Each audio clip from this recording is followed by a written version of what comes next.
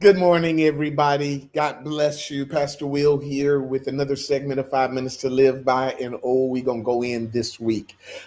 This week, we're talking about the four giants or the four other giants or the four additional giants. Going to have a great time, a great discussion. This is something that I do that I pray that's a blessing to you. If it is, like, tag, share, comment. And I would greatly appreciate it. We also, those of you that are watching me live, this is also on our podcast called 5 Minutes to Live By.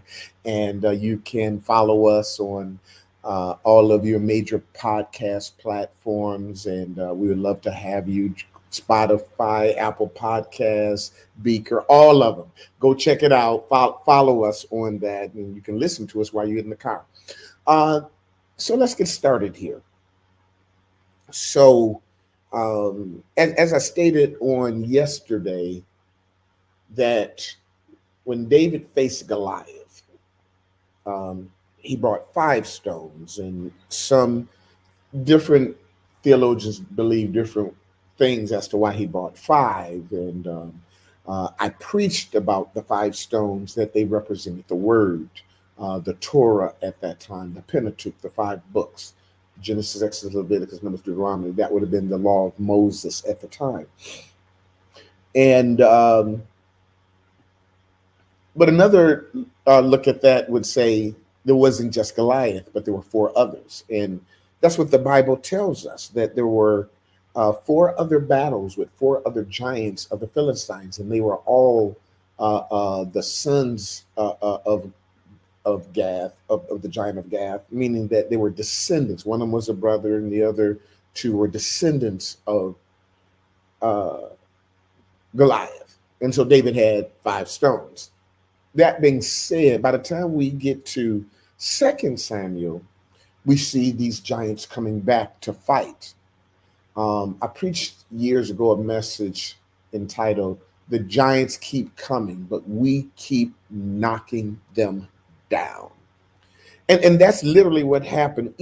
These other 4 giants kept coming, one after another, with another battle. The Bible says these 4 were born to the giant in Gath and fell by the hand of David and by the hand of his servants. 2 things that I want you to get out of this talk today, just a few minutes. In 2 Samuel 21:15, the Bible says, "Moreover, the Philistines had yet war again with Israel." See, I told you they keep coming. "And David went down and his servants with him and fought against the Philistine, and David waxed faint." Now, the Bible says in the next verse that this first giant, I'm a butcher his name, Ishbibenob, he saw that David was weak and thought, listen to this, and thought to kill David. Now, David waxed faint. In other words, David got weary. He got exhausted. And I find this interesting because we preach Galatians 6:9, which says, "Let us not be weary in well-doing, for due season we shall reap if we faint not."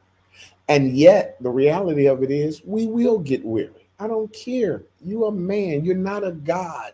You're going to get tired. You're going to get exhausted. Jesus said, "I must work the work of him that sent me while it's day, because the night cometh when no man can work." You know why? Because there's a season, a time, a nighttime in your life where you get weary, you get exhausted, and you get faint.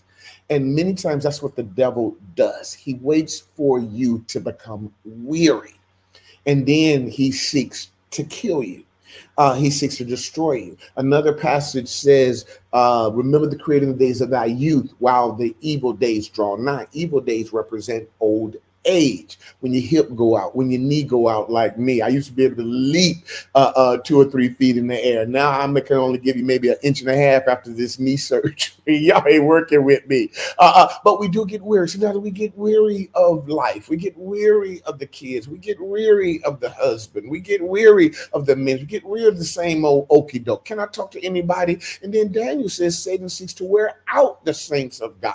You ever had that situation where you've been dealing with something for so long, you just just like, y'all wearing me. Y'all wearing my nerves. Y'all getting on my nerves. That's the weariness of life. And I don't care who you are. Eventually, you're going to get weary. Now, I love Galatians 6 and 9, but it seems like a conundrum. Number one, it says, don't get weary. But number two, we see scriptures that says, of course, we're going to get weary. It's going to be nighttime where you just ain't in the space to fight. Anybody ever been to that place that you don't feel like praying? You don't feel like it. You just like, I'm tired of it. I'm tired of it. And you're in a dark space. You're fallen and you're in a hole, and you're no longer encouraged. All of that. But I looked at that passage and I saw the word "let us," not let you, but let us not get weary. In other words, don't let all of us be weary at the same time. See, we that are strong bear the infirmities of the weak. In other words, while I am weary, I need you to be strong. And when you're weary, I need to be strong so that two is better than one. When one falls, the other one is there to pick them up. When one is cold, the other one is there to warm them up. When one gets into a fight, the other one is there to back him up. And so this first giant is a giant, I call him the giant of weariness. His job is to come at you when you get exhausted, get it tired, when it's your nighttime, when it's your evil days, when you're worn out and you're just sick and tired of the same old okie doke. I'm sick and tired of this man. I'm sick and tired of this woman. I'm sick and tired of these in-laws. I'm sick and tired of these children. I'm sick and tired of these ninjas on my job. I'm sick and tired of these folks at the church. And you just feel like backing up. And I've seen some people give up when they get weary. I've seen some people just stop coming to church. A lot of people stop coming to church because they don't like me no more. Okay, fine. Some people come to church because they don't like the other church members no more. Okay, fine. Some people stop coming to church because they didn't get it pulled into something else. Okay, fine. But then some people just stop God altogether. And see, that's when you've gotten weary to the point that you fainted. Now, I can give you that we're going to get weary, that you're going to need some rest, but you got to always have somebody in your life that when you fall, they can pick you up, that when you cold, they can warm you up, that when you're in a fight, they can back you up, that when you're in that dark space, they can bring a light, that when you're in a rough period, a bad batch, a bad spell, when you're going through something, somebody's got you. Hallelujah. The Bible says, confess your faults one to another, pray for one another that you may be healed. The giant of weariness is waiting on you. He's coming at you, trying to kill you, but you better have a backup. You better have a prayer partner. You better have a prayer group. You better have a church. You better have a shepherd. You better have somebody that when I am weary, then I can be strong. When I go down, somebody can pick me up. The Bible says Satan will come at us. He said, and he teaches us that even the young people will grow faint at some times. But listen to this. But they that wait upon the Lord, he shall renew their strength. They shall mount up with wings as eagles. They shall run and not be weary. They shall walk and not faint.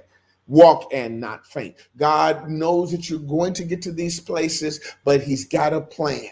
And that plan is to have somebody on your team, on your squad, in your prayer group. You better have a team. You better have a church. You better have a pastor. Listen, my time is up. If you enjoyed this, please share it. Tag, comment, tell me something.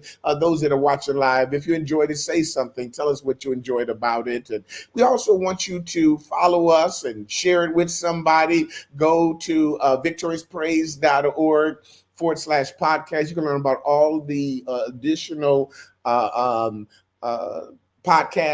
platforms that we're on, and you can also watch us if you'd like to watch at that link. But I just want you all to help me get this word out. 5 minutes to live by. And remember this, don't just live life, live a victorious life and have an amazing day.